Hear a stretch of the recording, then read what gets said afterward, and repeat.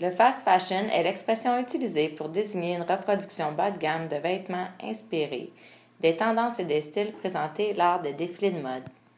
L'idée est de rendre le rêve et l'image de luxe glamour accessibles à tous. Ces vêtements à prix abordable, représentatifs et de piètre qualité sont jetés et renouvelés très rapidement par les consommateurs. Pour répondre à la demande, les fournisseurs doivent réagir rapidement.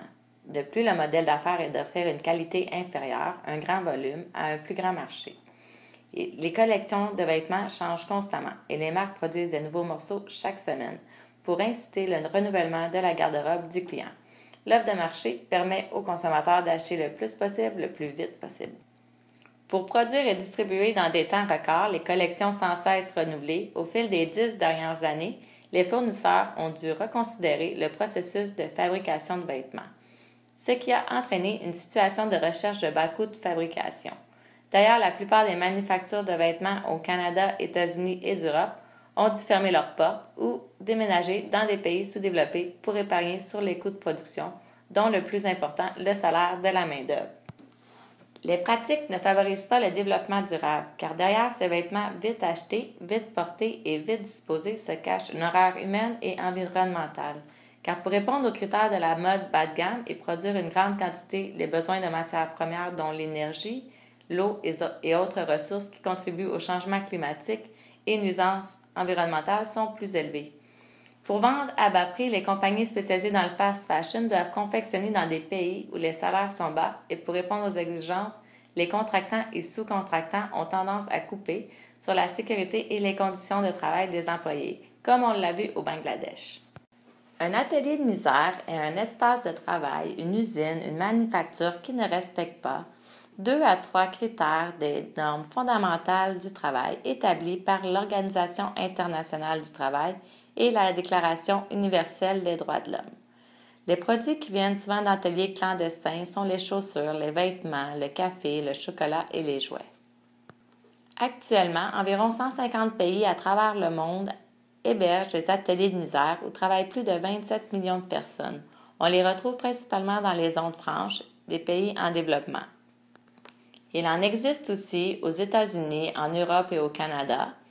Généralement, ils emploient des travailleurs illégaux ou immigrants. Le Bangladesh fait partie de zones franches de production. Pour favoriser l'exportation, il bénéficie d'encouragements fiscaux ou autres.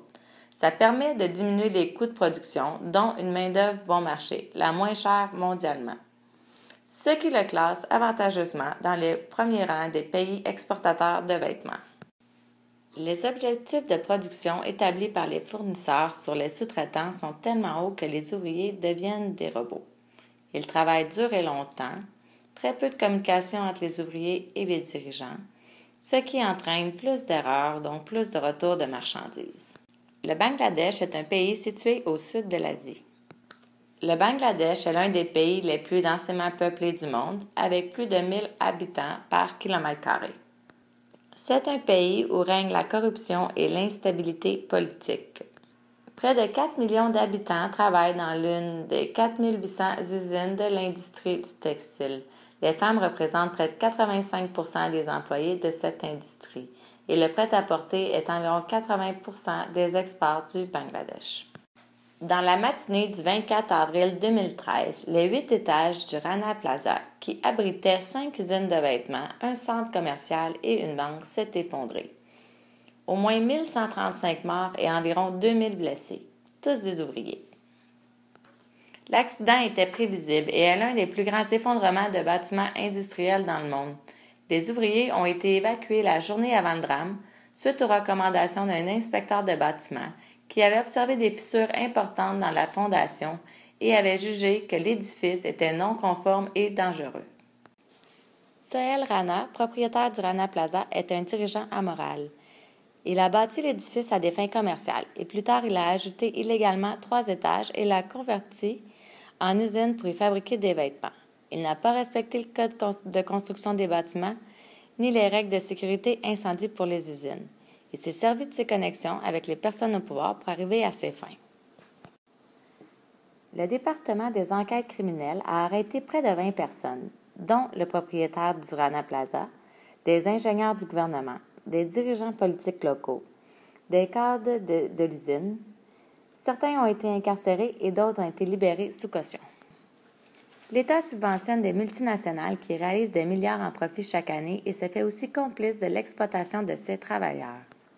Certaines figures publiques des deux grands partis politiques au pouvoir, ayant des intérêts monétaires, ont manigancé afin d'assouplir les réglementations concernant la construction de bâtiments et l'industrie du textile.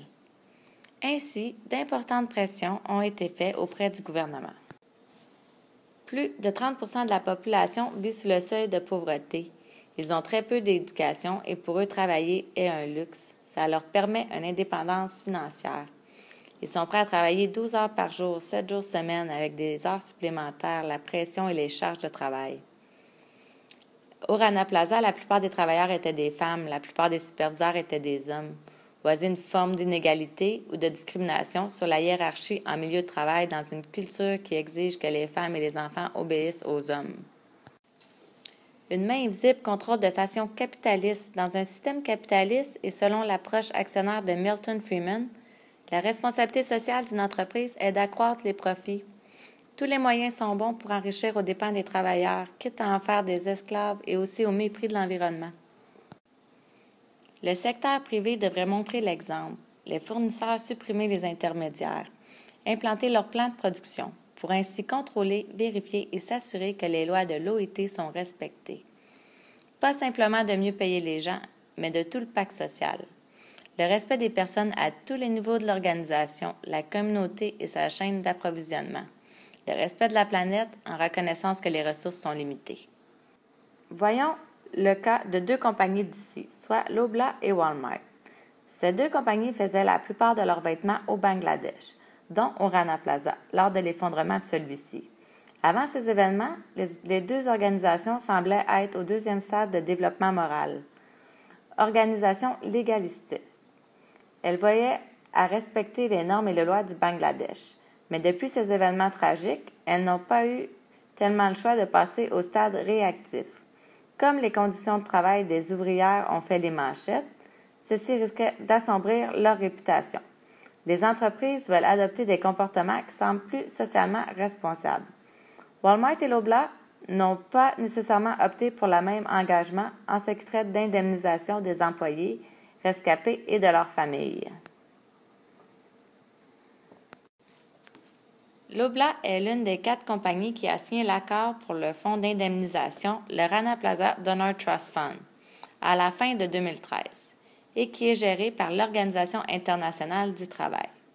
Les entreprises n'étaient pas obligées de signer, même si elles figuraient dans la liste des entreprises qui avaient été tenues responsables. Loblaw a aussi fait des audits pour élaborer ses propres standards quant aux conditions de travail des ouvrières, mais aussi aux normes de sécurité. Par la suite, elle a retiré de sa liste tous les sous-traitants qui ne voulaient pas s'engager à respecter ces standards. De plus, Loblaw a aussi adhéré à l'accord sur la sécurité incendie et la sécurité des bâtiments au Bangladesh, qui a été signé à Genève en mai 2013. Pour ce qui est des indemnisations, Walmart a quant à elle donné 1 million, ce qui représente moins de 500 $ par famille. Cela a plutôt été perçu comme une tentative de détourner l'attention du public qu'un réel engagement d'aide. Walmart n'a pas voulu signer l'accord sur la sécurité incendie et la sécurité des bâtiments au Bangladesh.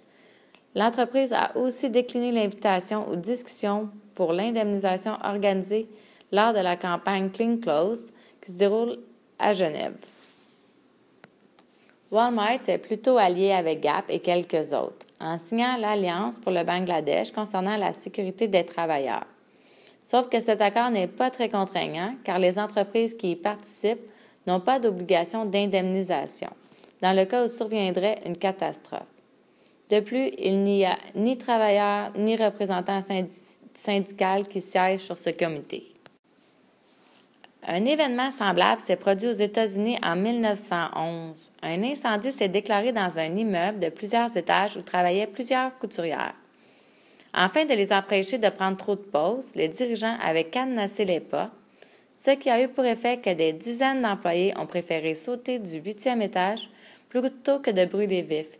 Il y a eu 146 victimes. Suite à ce drame, Mme Frances Perkins, secrétaire d'État, fut une des fondatrices de l'Organisation internationale du travail, l'OIT, en 1919. Le but de cet organisme est de promouvoir un travail décent pour tous. 100 ans plus tard, il reste encore beaucoup de travail à faire pour que partout dans le monde, on respecte les mêmes conditions minimales. La sphère d'influence dont les gouvernements, les marques, les fournisseurs, les producteurs, les syndicats, les ONG et les consommateurs doivent faire leur part pour mettre fin à l'abus des droits des travailleurs qui produisent tout ce que nous portons, mangeons et utilisons. Les consommateurs doivent prendre conscience du lieu et du mode de fabrication et accepter des prix un peu plus élevés. Les marques et les fournisseurs doivent s'assurer que de bonnes conditions de travail sont respectées dans les chaînes d'approvisionnement et les manufactures. Ils doivent éduquer les employés sur comment réagir lors de situations dangereuses ou d'accidents. Les dirigeants doivent soutenir les travailleurs et s'assurer d'une bonne entente collective. En conclusion, nous consommateurs, on devrait être plus conscients du lieu et du mode de fabrication de nos vêtements. Le style, c'est la réflexion d'un rêve, l'imagination, la création, l'aspiration de nous dans notre monde. Et on devrait inspirer à être plus conscient de vivre et d'être pour créer le futur.